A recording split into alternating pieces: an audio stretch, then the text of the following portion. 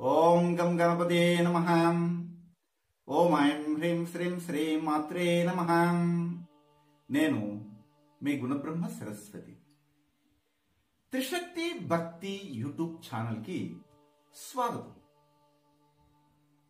ఈ వీడియో ద్వారా 2019వ సంవత్సరంలో మార్చి 13వ తేదీన జరగబోయే గురువు యొక్క తాత్కాలిక సంచారము అంటే అతిసారం వలన ఏ రాసుల వారికి ఎలాంటి అత్యుత్తమైనటువంటి ఫలితాలు లభించబోతున్నాయి అన్న అంశాల్ని తెలియజేయబోతున్నాను.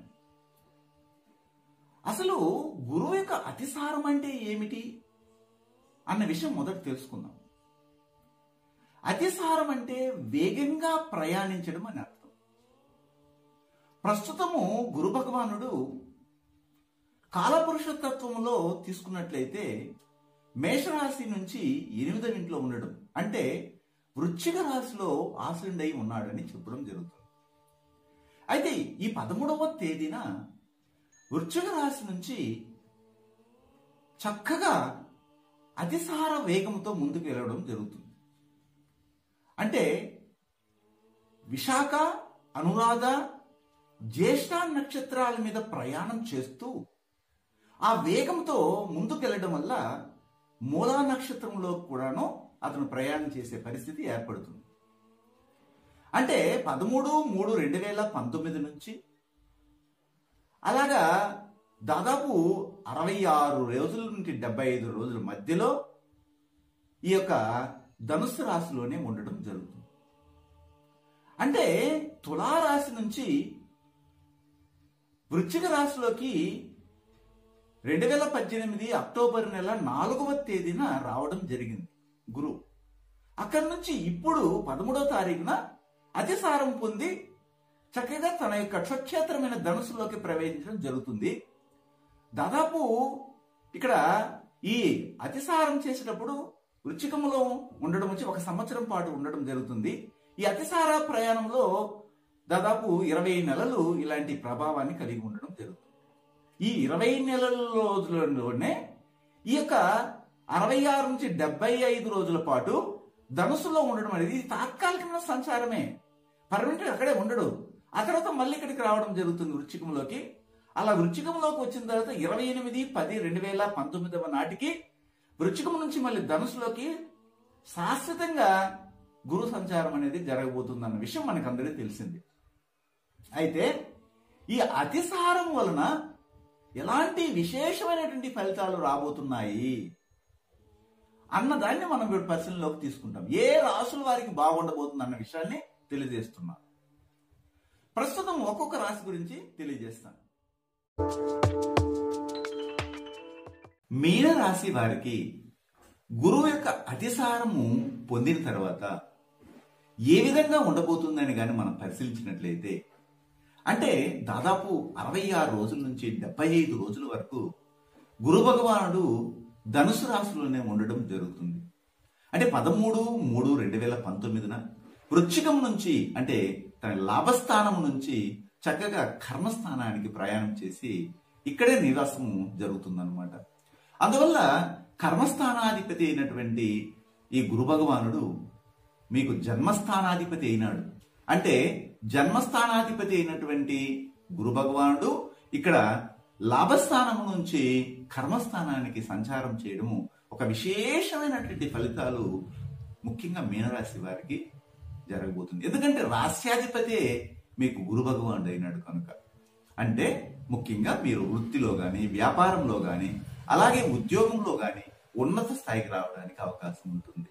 అయితే 10వ స్థానంలో గురు భగవానుడు ఉంటే పదవులు పోతాయి అనేసి ఒక శాస్త్రం ఉంది. అయితే ఇక్కడ అది వర్తించకుండా పోవడానికి అవకాశం ఉంటుంది. కారణం ఏమిటంటే అది స్వక్షేత్రమైంది కనుక ఆ స్వక్షేత్రాన్ని ఎవరు కదల్చలేరు. కాబట్టి స్థిరమైన ఉద్యోగాన్ని పర్మనెంట్ గా మీరు ఉద్యోగ అవకాశాలను పొందే అవకాశము కనబడుతూనే ఉంటుంది. అంటే ఉద్యోగం లేని వారికి ఉద్యోగం రావడం, అలాగే ఉద్యోగంలో ఉన్నటువంటి వారికి ఉన్నతి పదవులు లభించడం, రాజకీయంలో అంచెలంచెలుగా అభివృద్ధి చెందడం ఈ మీనరాశి వారికి ఈ యొక్క కాలము చాలా వరకు సహకరిస్తుందని చెప్పవచ్చు. అలాగే మనము గమనించినట్లయితే చూడండి, గురువు యొక్క 5వ దృష్టి, 7వ దృష్టి, 9వ దృష్టిలు విశేషంగా పనిచేస్తాయని చెప్తారు. కారణం ఏంటంటే గురు భగవానికి 3 దృష్టిలు ఉంటాయి. అందువల్ల 5వ దృష్టితో గురు భగవానుడు మీ యొక్క ధన, వాక్కు, కుటుంబ స్థానాన్ని చూడడం వల్ల ఇన్నాళ్ళుగా మీకు ధనముతో ఇబ్బంది పడుతున్నారు కనుక ఇప్పుడు గురువు యొక్క దృష్టి వల్ల విచ్చలవిడి ధనం మీకు వస్తుందండి. ఒక ధనము ప్రవాహంలాగే మీ ఇంటికి రావడం జరుగుతుంది. కుటుంబంలో సామరస్యత కలుగుతుంది. కుటుంబంలో పెద్దల యొక్క అధికారము చక్కగా గౌరవించబడుతుంది అని ఖచ్చితంగా చెప్పవచ్చు.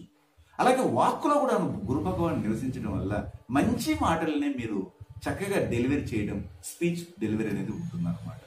అలాగే మనం గమనించినట్లయితే గురు భగవాన్ యొక్క 7వ దృష్టి మీ ఇంటి యొక్క మాతృస్థానమైనటువంటి, సుఖస్థానమైనటువంటి, వాహన స్థానము, అలాగే ఇంటి స్థానమైనటువంటి 4 మీద పడడం వల్ల గృహ నిర్మాణాలు చేయడం కానీ, వాహనాలు కొనడం కానీ, మీ అమ్మకు పూర్ణ ఆయురారోగ్యాల్ని పొందడం కానీ, మీకు అమ్మకు సంబంధించినటువంటి ఆస్తుపాస్తులు ఆమె గ్రహించడం కానీ జరగబోతుంది. మొత్తం మీద అమ్మకు విజయం అని చెప్పవచ్చు. అలాగే గమనించినట్లయితే ఇక్కడ 6వ స్థానం మీద గురువు యొక్క 9వ దృష్టి పడడం వల్ల విశేషమైనటువంటి భాగ్యాన్ని పొందబోతారు. అప్పులైపోయి బాధపడుతున్నటువంటి మీరు ఈ యొక్క కాలంలో అప్పులు తీర్చడానికి మీకు వృత్తి, వ్యాపారంలో చక్కగా కలిసి రాబోతుంది. విద్యార్థులకు కూడాను అనుకూలత కలిగించబోతుంది. ఎందుకంటే 4వ దృష్టి అంటే 4వ స్థానం మీద గురు భగవాన్ 7వ దృష్టి పడడం వల్ల విద్యార్థుల యొక్క ఉన్నతి కూడా చక్కగా ఉండబోతుందని చెప్పవచ్చు. అలాగే ఆరోగ్యం కూడాను చక్కగా సరిదిద్దబడుతుంది. ఇంతవరకు శత్రువులుగా ఉన్నటువంటి వారు మిత్రులుగా అవడానికి అవకాశం కనబడుతుంది.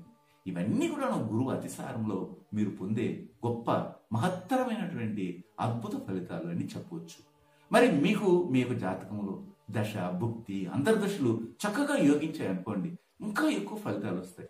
ఒకవేళ మీ యొక్క వ్యక్తిగత జాతకాన్ని మా నుండి పరిశీలించుకోవాలనుకుంటే ప్రపంచంలో ఏ మూల నుండైనా మాకు ఫోన్ చేసి తెలుసుకోవచ్చు. ఇంతవరకు నేను మీకు చక్కగా మేషరాశి నుంచి మీనరాశి వరకు గురు అతిసారం వలన ఎలాంటి ఫలితాలు కలుగుతాయో చెప్పాను. మరొక అంశంతో మళ్ళీ మిమ్మల్ని కలుస్తాను. మీ గుణ బ్రహ్మ సరస్వతి. సర్వే జన సుఖినో భవంతు. శుభం.